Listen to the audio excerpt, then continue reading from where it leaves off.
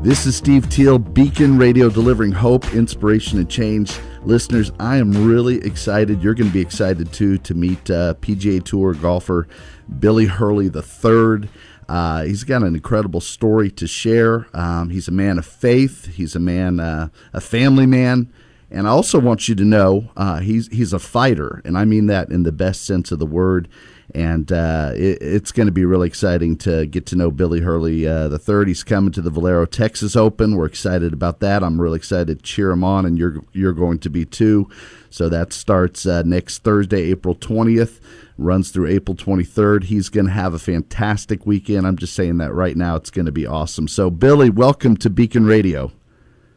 Thanks, Steve. It's good to be with you. Man, well, I appreciate it on a Monday morning. You've just had a big weekend. Your first Masters, I know, I can't even imagine what that's like. Can you tell us what that's like? I'm not sure I can. I mean, in one sense, it's definitely it's way cooler than you think it is. It's just. Was it for you?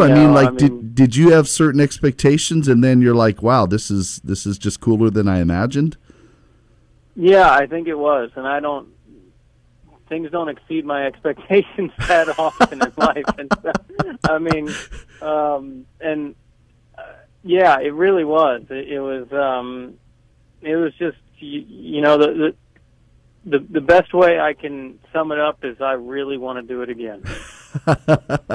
That's great. I feel like, this is, I don't mean to make it less, make heaven less serious, but I feel like it's almost like asking someone to describe what's heaven is like, and it's just hard to find the words to describe. And so let me ask you, when, Billy, did it kind of just hit you when you're at Augusta?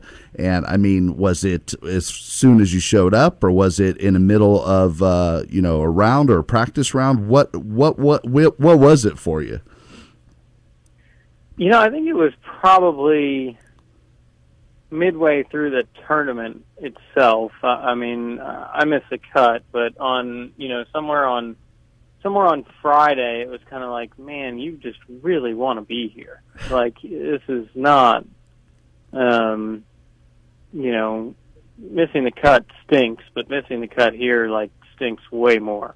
Okay. Because you just really want to be there. You just really, the place is special. They do such a good job of everything, and it's just the way that they've set it all up. It's really special. Yeah, and you missed the cut. You were at the cut line. You were right there. Did that make it worse, or what did that feel like? It felt pretty terrible. Okay. Well, I'm sorry I asked. Yeah, it definitely made it worse. Okay. For sure. Okay. For sure. I know, I didn't really get to watch this weekend. I tried to tune into the Masters, but this weekend just didn't work out. But I heard the conditions were a little bit different, a little bit windier, and it seemed like to me, was that true, or did I get that wrong? Yeah, for sure. No, Thursday and Friday were extremely difficult days to go off with the wind. And then, it calmed down. It was pretty and sunny and beautiful on Saturday and Sunday. But, Thursday and Friday were definitely hard days to go off, especially around that place where you need to be exceptionally precise. Yeah, okay. All right, and listeners, we're talking to Billy Hurley III. He's coming to the Valero Texas Open next Thursday, April 20th through the 23rd. I want to tell you a little bit and let Billy tell you about himself as well, but really, there's just a lot to your story. For one, you've got an incredible story. You graduated from the Naval Academy in 2004. If I'll get in trouble if I don't mention that I'm an Army brat, Billy. So you conveniently waited until we were well into the interview to tell me that. Well, I've been writing emails to Team Hurley, and every Team Hurley has a signature "Go Navy, beat Army." And I have to say, Billy, I waited till the very last email to, at the bottom of my email, say "Go Army, beat Navy." So, and I was taking a risk. I was like, well, why would I say that now? Right. No, yeah. the Naval Academy was a tremendous experience for me, and it was the right school for me. It's certainly not the right school for everybody, but it just really fit me and who I was and kind of just my personality when I was 18 years old. I mean, which is not a whole lot different than my personality now, but I mean, it just definitely was a good fit for me, and I really thrived in the environment. How was it a good fit for you? I think just the structure, the discipline, just all that kind of stuff really was easy for me. It wasn't,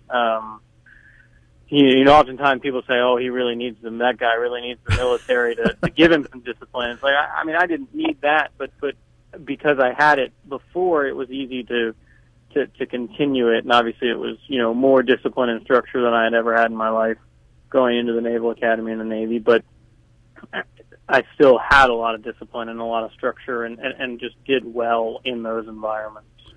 Right. And it seems like to me like any of the service academies would be very, very hard just to, get in and then to thrive, but then to also have a college athletic career in golf. I can't really imagine that either because you were very, very successful. I mean, how do you pull off all that? Well, it comes down to time management, really. I mean, I think that I made golf a high priority and didn't let my schoolwork suffer as a result, but I didn't do a whole lot else. I tell people I didn't play a video game. I watched one TV show, like one program I watched during my junior year and my senior year a week. Wow. I didn't sit around and surf the internet for an hour here and there. I mean, I just literally, I did school, I did golf, I did homework, and I woke up and did it all over again. Well, you're just kind of a laser focused kind of guy.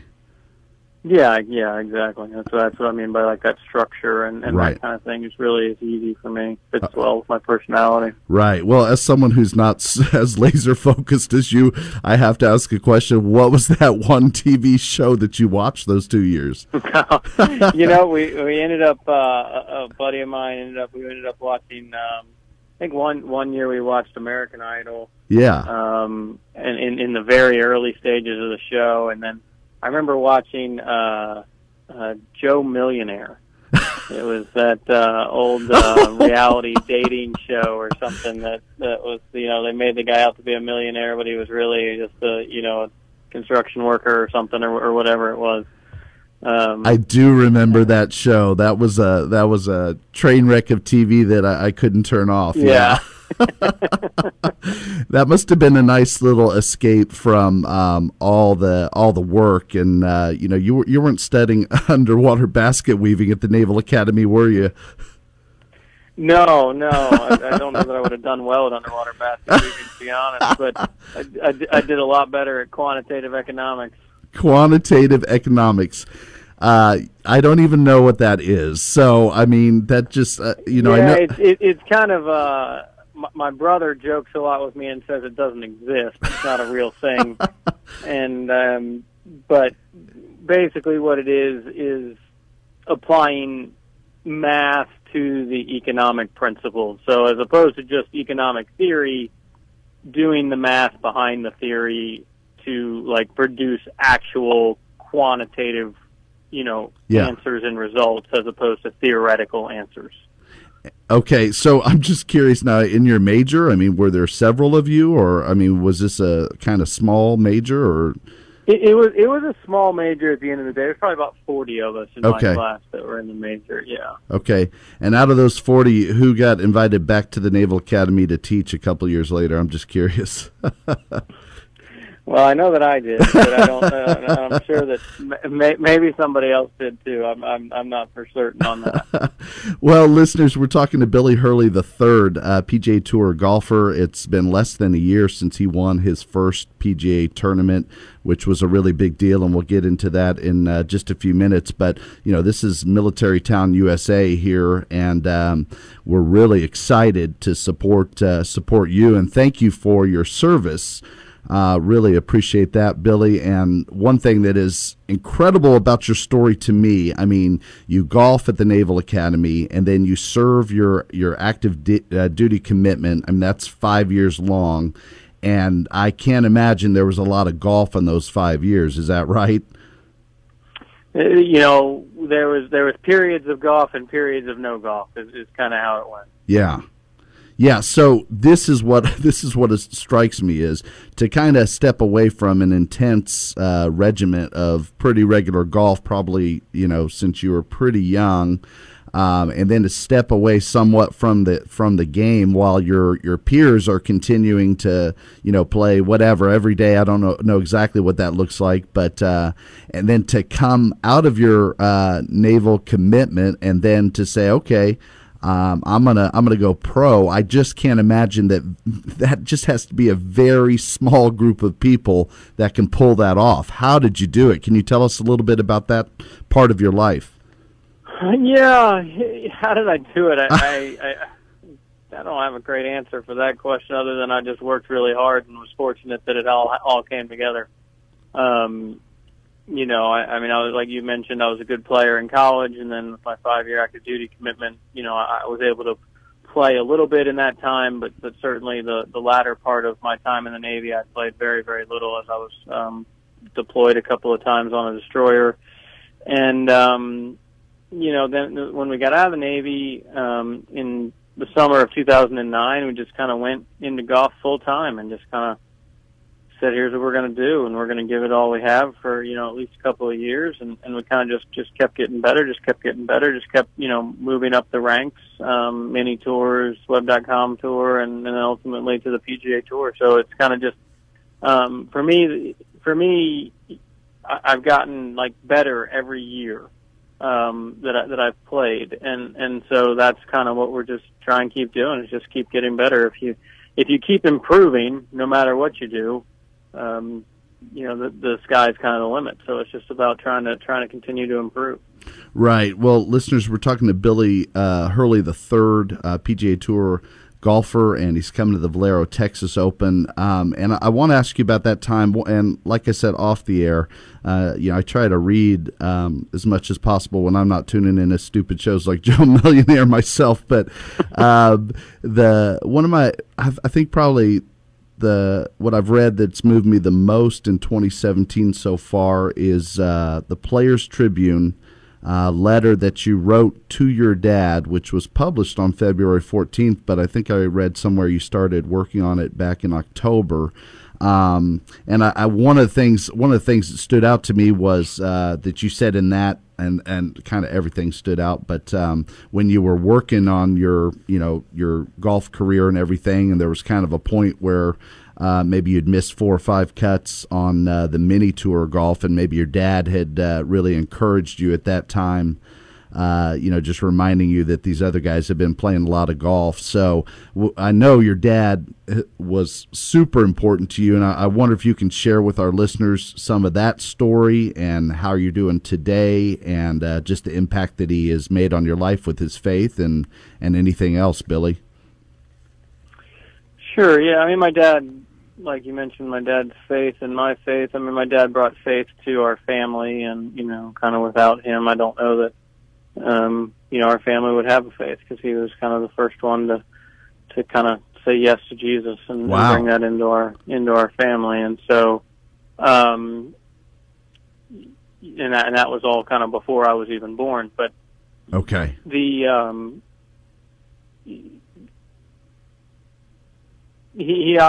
my dad was a good golfer in his own right, and he played in college, and so I grew up with him playing golf and doing golf together, and the instance you mentioned, was in it was early 2010, if I remember right. Okay. And I had missed a couple of cuts, and I'd been back at golf for about 6 months or so, and since getting out of the Navy, and I was frustrated. I sure was. Yeah. Missing cuts isn't any fun, and it's still not fun today.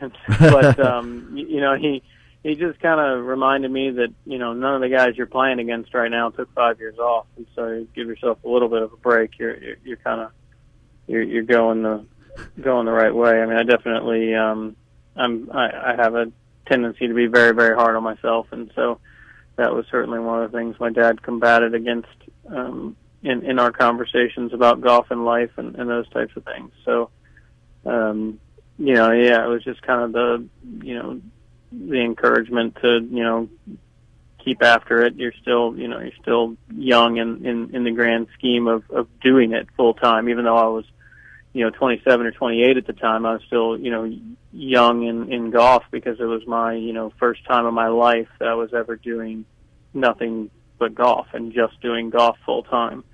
Whereas, most of the guys here on the PGA Tour have been doing golf full time since they were 16. Right. So, it was, that was, it's just one of those conversations you kind of, have a vivid memory here, 7 years later. Yeah. Yeah, and I mean, that is one of the things that is remarkable to me about you is that, again, I mean, just to not be playing golf every day like everybody else, you must have incredible fight and incredible talent and work ethic, like you said, to I would imagine some people would say, oh, man, it's kind of too late. You can't come back in, but you've done it. And like I alluded to, I mean, less than a year ago, you won the Quicken Loans National at the Congressional, which was also, I know, a big deal. And listeners, I don't know if you know the story, and I don't know if Billy wants to share a little bit, but a couple years ago, you may have seen, it was national news, Good Morning America, CNN, a bunch of people picked it up that your dad had just kind of gone missing. And you went and you with your family's backing permission, kind of shared, we're looking for my dad. And, listeners, it didn't end well for that situation. And that's what I'm talking about, just extremely challenging deal. I mean, can you tell us anything about that, Billy, or just is there anything, or do you want me just to fill in? Or no, I mean, it was it's still the strangest deal when you think about it and look back at it. What snaps inside of my dad is going to be a mystery for eternity. I mean, I've kind of said before is like, the only place we'll get answers to my dad's disappearance and ultimately suicide is in heaven, and I'm not really sure by the time we get there that the answers will matter. Yeah, I like that. I like that. And so, I mean, that's maybe the one of the hardest things about it is my dad, just gets up and walks out of the house one day, and maybe 10 days or 12 days later, because of the national media, we got someone spotted him in Texarkana, Texas, and then, I don't know what was it. It was maybe another 10 days after that or something. I don't remember the exact timeline of it in my head, but another 10 days after that, he was found dead by suicide. So, yeah, it's, like I said, the hardest part, I think, of suicide is that you don't have answers. Even if there was a note, or even if there was a whatever, like there's still so many questions and so many unanswered things that you don't get the answers. Right. And that makes it maybe more difficult, I think. But I don't pretend to understand. Right. It all. I don't. But the thing that I've kind of worked through in my head and been encouraged by other people is that suicide is a disease, and because no person in their right mind commits suicide, and so there's something else going on. Yeah. That we didn't know about. That I have no idea what it was with my dad. No one has any idea. In that sense, because there wasn't something, at any rate, it just, we don't know what was going on. But if cancer took my dad, then the story would be so much different. But because it's suicide, there's the tendency to focus just on the last 2 weeks of his life and not the 62 years of his life. Right. And so that was, when we talk about the Players Tribune article, that was kind of the final piece for me. The whole story had been told about what happened in those last 2 weeks, and maybe, but the whole story of, at least my 34 years of interaction with my dad, or 33 years of interaction with my dad, hadn't been told. And that was what, I wanted to do, with that, because he was a great dad, and he made a lot of sacrifices for me and for my family to be where we are today. Right. And listeners, Billy wrote in that Players Tribune letter, he said, "Your legacy isn't that you took your life, but that you brought faith into our family. I know one day I will see you again. I know this is not the end. I truly believe that." Billy, hold on 1 second. We're going to go to a break. We've got a lot more to talk about with Billy Hurley III. You're listening to Beacon Radio. I'm your host, Steve Teel. Don't go away. In Steve Teel's novel, Joe Angel, The Guardian Games, Book 1, angels and demons battle inside the Alamo Dome with high stakes involved. These angel-demon challenges are part of the Guardian Games. High school senior Daniel Walsh's future is all set. He's a can't-miss baseball prospect, but his faith in Christ recently has just been striking out. When an angel with attitude invades Daniel's life, the tension and conflict escalates quickly. If Daniel experiences the Guardian Games at the Dome, could it empower his faith, or will he continue to resist and go? Beacon Radio, delivering hope, inspiration, and change. I'm Steve Teel, your host. We've got more now with Billy Hurley III. And Billy, could you tell us how your faith has helped you through this? How do you draw on that? I think the perspective you just brought on suicide as a disease is really powerful, and that is really helpful. Could you tell us just kind of how your faith, I know it's still hard no matter what, but how has your faith helped sustain you and help you to grow through this, or whatever the case may be? Yeah, I think that it just, we know that my dad wasn't perfect. We know that we're all not perfect. Right. And that is a part of faith that is kind of paramount to even needing a savior. And so for me, I think that just having the solid faith background and having just a good relationship with Jesus prior to everything happening a year and a half ago, or almost 2 years ago now, I can't quantifiably say why it helps or why it is, but I just know that if I didn't have a relationship, it seems like it would be really hard to cross that bridge and want one, because of the anger and all that kind of stuff that comes with death and tragedy and suicide for sure. And so I think it's just, for me personally, it's been just the slow moving snowball, that just kind of gathers momentum and just kind of gets, just through years and years of trying to walk with the Lord and trying to learn more and more and grow in deeper relationship with Him. And don't get me wrong, I certainly certainly don't have it all figured out. Right, I hear you. But it is. I think that piece of it just kind of helps me, deal with it. Certainly I was angry. Certainly, there's questions that I'd love to have answers to. Certainly there's, things that I wish were different. But the pragmatic part of me says, well, there's nothing I can do about any of that. Yeah. So, what can I do something about? And how am I going to, kind of do that going forward? And I think that, Jesus and in my relationship with the Lord definitely like kind of help you through that stuff and help you just kind of realize that there's something bigger, that there's greater purpose. And I think that one of the things I still kind of struggle and wrestle with is kind of the promise in Romans where it says all things work together for good.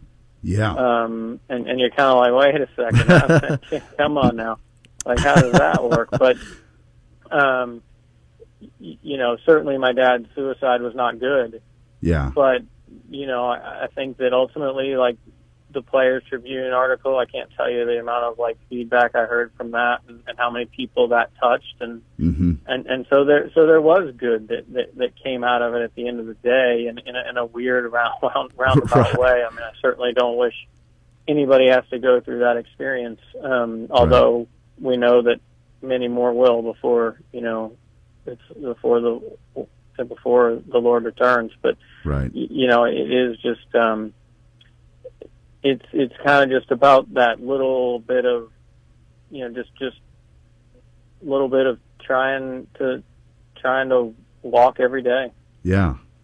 Well, and let me ask you, and then I am going to let you go. I'll be in trouble, but for keeping this long. But what does, just shifting a little bit, and we'll finish up, but because you have a lot more to your story. We could honestly, there's a lot more we could cover, but how with your career, what is that relationship with the Lord for you? Where do you thrive? Like some people, just really dive into the Bible. Some people just prayer. Some people praise and worship. Certainly it's all those things and serving, but is there one thing that you kind of just sort of, drift towards or kind of hang on to the most for you? Well, I think that I love praise and worship and that kind of stuff. I think that certainly is enjoyable to me. I think that the place where I find myself getting the most growth is in Bible study and in kind of that dive into it. I like to say I do it more often than I do, but me too, Billy. I think that that's in the periods of my life where I have been very intentional about that, I have seen the most growth, and I think that one of the things that I've been working on the most in the last 5 years anyway is I'm a very intellectual guy. Yeah, I think so. The intellectual part of me, it's very easy to do the faith and to understand the tenets of the gospel and all those kind of things. But for me, like trying to get my faith from my head to my heart and kind of like really have it be a part of my soul and really have it be a deep, like, core conviction belief as opposed to head knowledge, like that's what I am always like working for and trying to do more and more. Wow, man, that is some strong stuff. All right, well, Billy Hurley III, man, we are going to be cheering you on. So excited that you're coming to the Valero Texas Open, and I'm just unashamed. I'm just going to be praying you go ahead and win. So but I pray you have a great time, and I know you're a great golfer, a great man of faith and family. Just appreciate that you would share with us, and also San Antonio, Austin, Corpus, especially if you're here, and you'll appreciate his Navy background, but just his support of the military, and he's got a lot of charities and involvement there. You can go to Billy Hurley 3, the number 3, BillyHurley3.com. There's some great stuff. Sign up for his newsletter, and let's keep cheering on Billy Hurley and praying for him and his family. Billy, thank you so much. You've really blessed us today. Thanks, Steve. It was fun to be with you. This is Beacon Radio. I'm your host, Steve Teel, delivering hope, inspiration, and change. We'll be right back.